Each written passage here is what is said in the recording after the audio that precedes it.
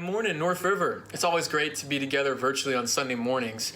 And we're going to continue in our theme of fixing our eyes on Jesus, practicing the way today. But first, I got a haircut. So yes, 2 weeks ago, Nick Schaff and I shaved our heads for Bald for Bucks. We were raising money for COVID relief through Hope Worldwide.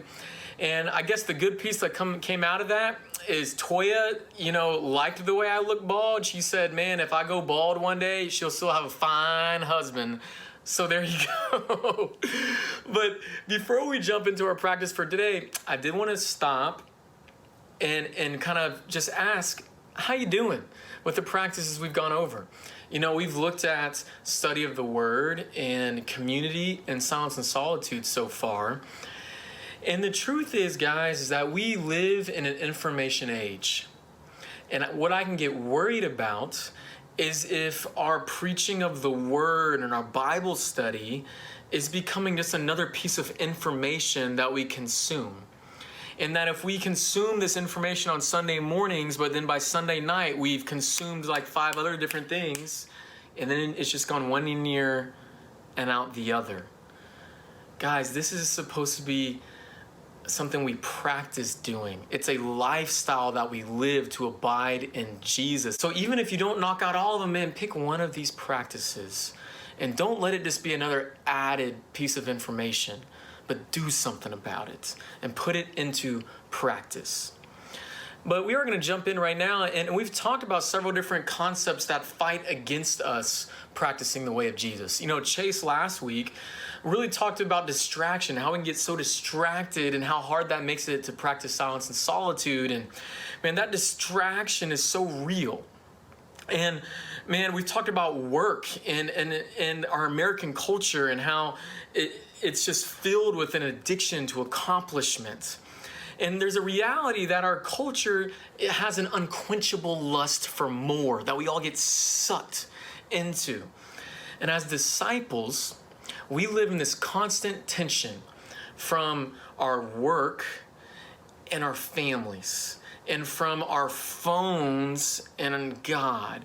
And we live in this constant tension.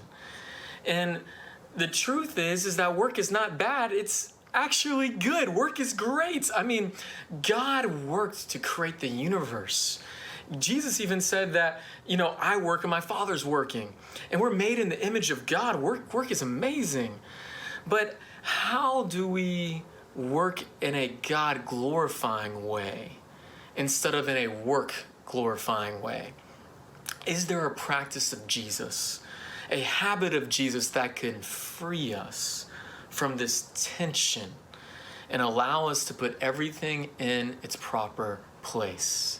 And man, if we're looking at Jesus, man, of course there is, right? And today we're talking all about Sabbath. We're going to be focusing on Sabbath rest. So you can go over to Mark chapter 2. This is where we're going to jump in. Jesus, as a Jewish man, would have practiced Sabbath every week of his life.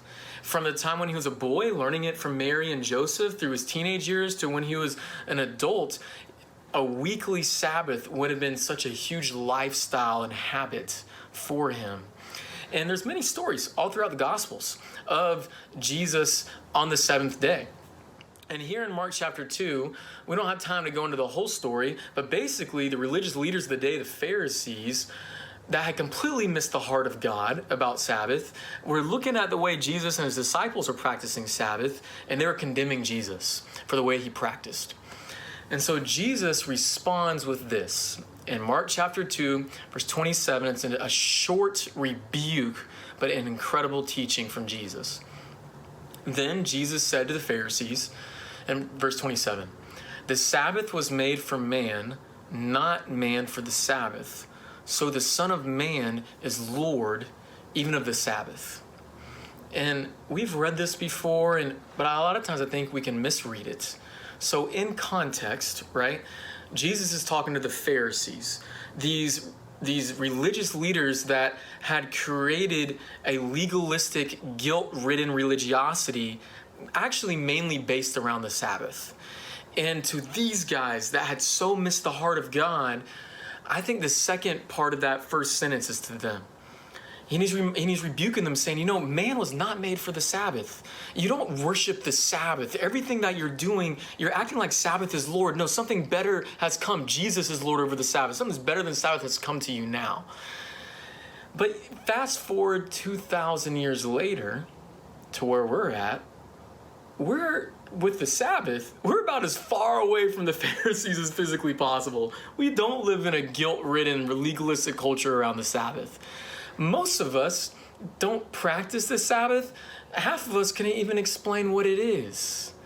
So I think the first part of this statement would be what Jesus would say to modern-day Christianity, that Sabbath was made for man. And he'd remind us that Sabbath is this incredible gift for us, to replenish us, to give us rest, to refuel us. And Toy and I have experienced this gift for about the last year and a half. 2019, in so many ways, was the year of the Sabbath for us. And that's when we started Sabbath, and we practiced it on Mondays. And every Monday, I would read like 3 or 4 scriptures on Sabbath, study them out, meditate, journal on them, try to go deeper, listen to podcasts, until I went until I'd studied out every scripture in the Bible on Sabbath. And man, for Toy and I and our family, we would never want life without the Sabbath again. It has changed us from the inside out to bear so much fruit in our lives. And I hope by the end of this lesson, you'll start to see why. So first though, what is the Sabbath? Sabbath comes from the Hebrew word Shabbat, which just means to stop or to cease. And so you take a full day to stop. So what is the Sabbath? It's a full day where you stop to rest and to worship. And so if we dive into each one of those, what is Sabbath rest all about? And you might ask, well, doesn't that sound like the weekend or just another day off? And I asked that same question, yet I've realized it is so incredibly different than just a day off or the weekend. Because on Sabbath, you don't just stop paid work, but you also rest and stop from non-paid work. You see, usually our days off can just be filled with another huge list of to-do items for non-paid work, where we fill it up with balancing the budget and cleaning the house and doing the dishes and taking out the trash and mowing the grass, and just becomes a whole nother day full of work. But Sabbath rest is when you rest not just from your paid work, but your unpaid work. But what do you do with all that free time? Well, you worship. And worship's all about feasting. Okay, so first you feast on God. And Sabbath is so amazing because it gives you the space, and it creates so much space in your life for God. And all of us have a special way that's personal between us and God that really helps us connect with Him. And the truth is, usually that 30, 45-minute quiet time before work throughout the rest of the week, we don't have enough time to get that really special, intimate time with God. For me, it's going down to the river, right? And I go and I go on a long hike and I explore with God. I feel like I'm going on an adventure with Jesus. And man, I go on a prayer walk and I sing. I take my journal, find some epic view to experience nature and to journal out with God. But during the work week, I don't have time for that. Sabbath gives me the time to go on that adventure and connect with God. So I feast on God.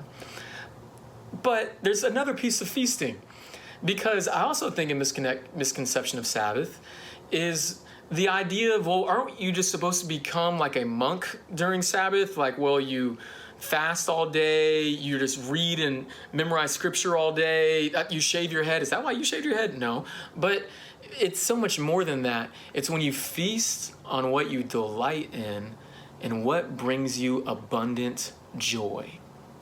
And what I want to encourage you to do is to expand your view of worship. Yes, worship is digging into the scriptures, praying, singing. But worship is so much more than that. We know from the New Testament, right? Whether you eat or drink, do all to the glory of God.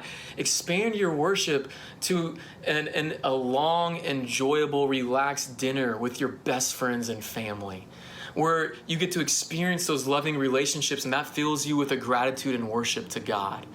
Or expand your worship to playing your favorite sport, going out and playing basketball with your best friends and going and grabbing a burrito afterwards.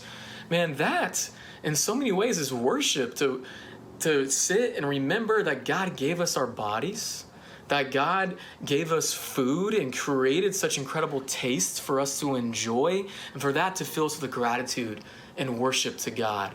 See, our spiritual disciplines is so much broader than just these few things.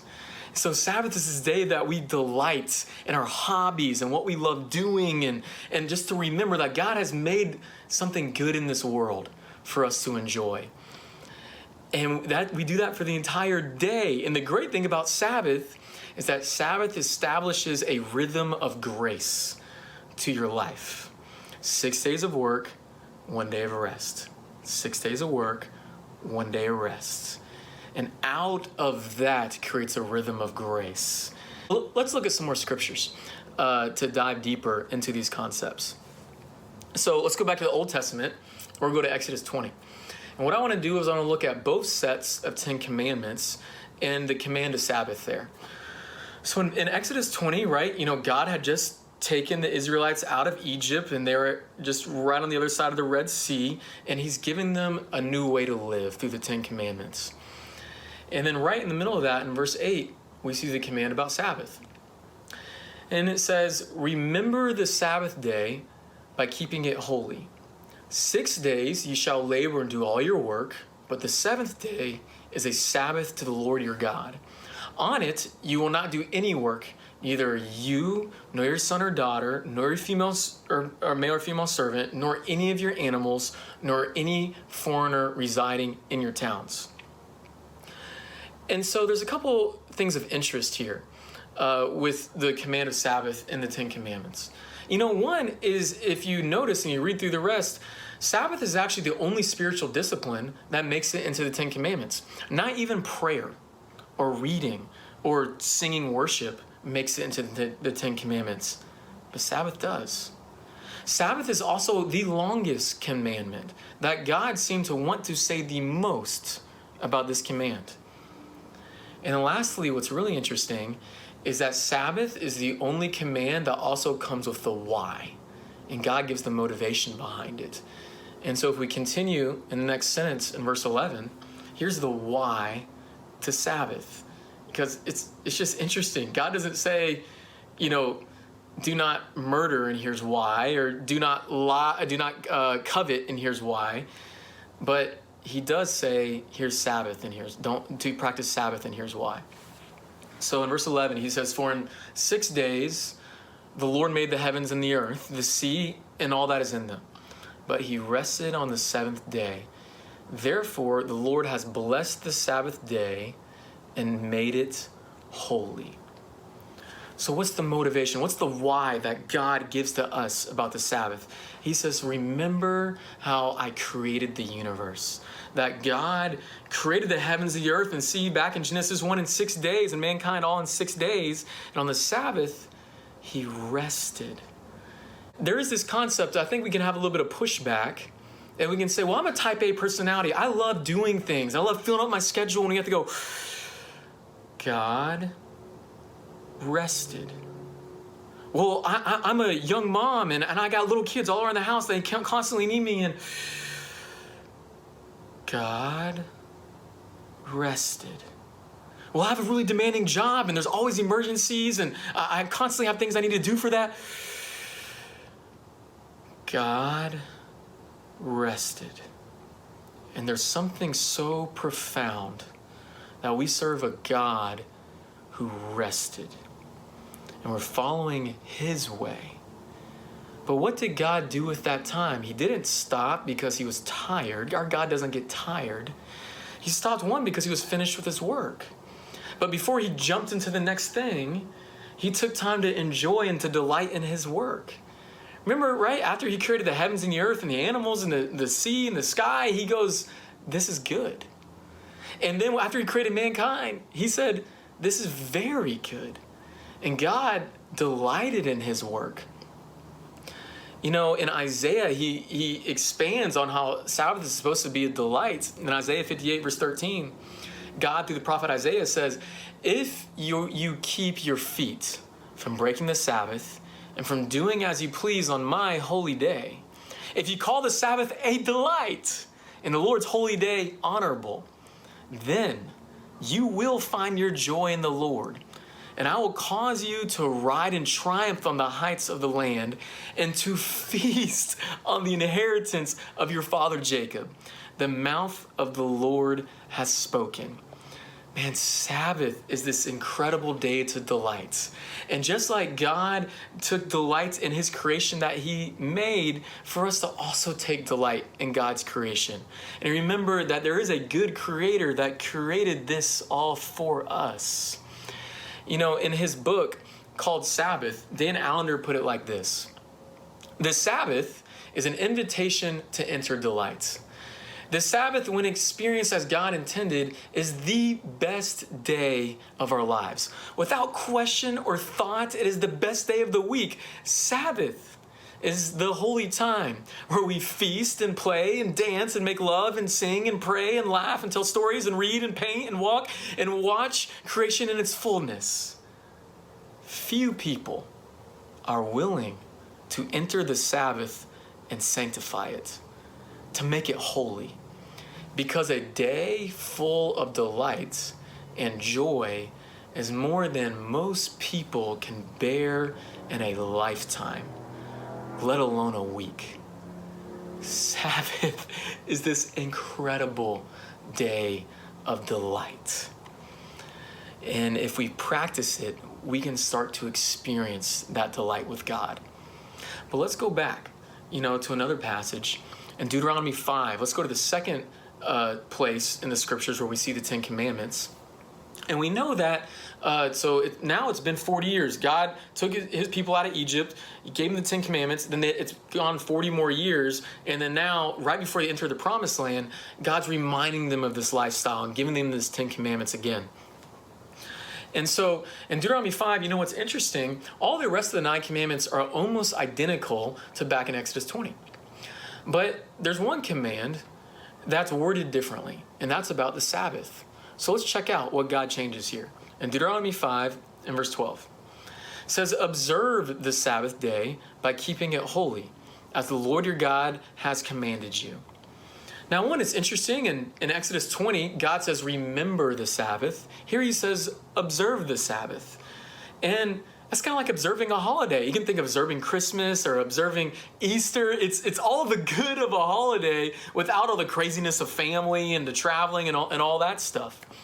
But then also God gives them an extra motivation, and he adds another why to the table. Let's continue. In Deuteronomy 5, verse 15, he says, remember that you were slaves in Egypt, and that the Lord your God brought you out of there with a mighty hand and an outstretched arm. Therefore, the Lord your God has commanded you to observe the Sabbath. So we see here God gives them another motivation, and he's recalling them to remember Egypt. Why? Well, he's speaking to adults now that were either only children in Egypt or have been born after Egypt. And so they barely remember what it was like. So God's recalling them to remember what he saved them from. That their parents, their grandparents, their great-grandparents, and generations before that were all slaves in Egypt. And he's saying, man, I saved you from that empire. And I want you to remember what I saved you from. Because the life of a slave is dedicated to work. The entire purpose and identity of a slave in Egypt was how many bricks you can make. And so if you made a lot of bricks, then you were a good, still slave. And if you didn't make enough bricks, well, then you probably weren't worth keeping around. And so their entire identity was built around their production. How much they accomplished to make bricks was their only worth in life. And God is saying, man, I pulled you out of that for a reason, out of that culture for a reason. And on Sabbath, you remember that reason. That now God is saying your worth is not based on your work, and your identity is not based on what you do, but it's based on who you are. And God's saying your identity and your worth is based in being my people, in being sons and daughters of God. And if we fast forward till now, yeah, they might have a different title, but we still live in an empire. And it might not be the empire of Egypt, but the empire of America is where we live now. And yes, there are a bunch of privileges in living in a first world country that we enjoy. Yet, there is a culture of accomplishment that seeps into us. We live in a pervasive culture of accomplishment. If we do not resist it, it will overtake us. America is completely built around the culture of accomplish more and work-based, and your identity is in how much you make. In his book, Emotionally Healthy Leader, Peter Cesario says it like this: Sabbath is resistance. It is counterculture. Our culture says we are defined by what we do, not by who we are. Sabbath says when you are not working, you are still God's beloved son or daughter. On Sabbath, we remember who we are before God is so much more important than what we do before God. And this, honestly, guys, it was the biggest revelation of the last year and a half for me, practicing the Sabbath. Is that, man, I desperately want to feel indispensable. I want to feel needed.